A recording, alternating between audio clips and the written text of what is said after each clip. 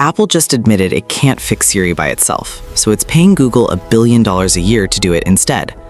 WWDC 2026 kicks off today, and after 2 years of promises and zero delivery on the new Siri, Apple is finally going all in.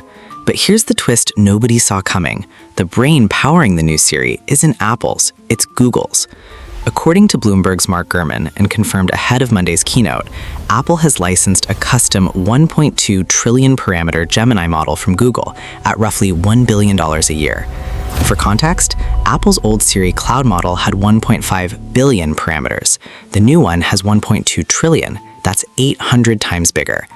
It's a mixture of experts design, meaning it doesn't brute force every query with all 1.2 trillion parameters. Instead, it activates only the relevant slice, keeping responses fast while pocketing the knowledge of something that would otherwise require a server room the size of a small country.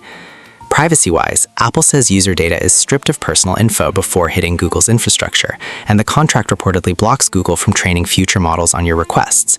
So Apple's privacy pitch stays intact. They're just outsourcing the heavy lifting. iOS 27 also brings a full standalone Siri app with a ChatGPT-style chat interface, dynamic island integration, and a new extension system, meaning you'll be able to pick ChatGPT, Gemini, or Claude as your AI engine of choice. Siri becomes a hub, not just an assistant. Oh, and one more thing.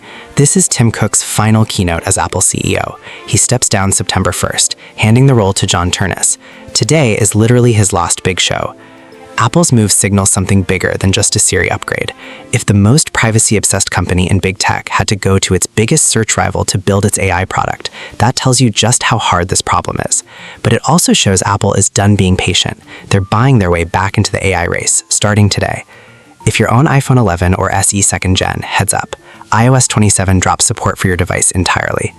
Apple just handed Google $1 billion to fix the assistant that's been the punchline of tech jokes for 3 years. Whether Siri finally delivers, we'll find out today. Drop a comment. Are you sticking with Siri or switching to Claude or ChatGPT through the new extensions? And if you want to catch the full keynote breakdown the moment it drops, subscribe. We're on it.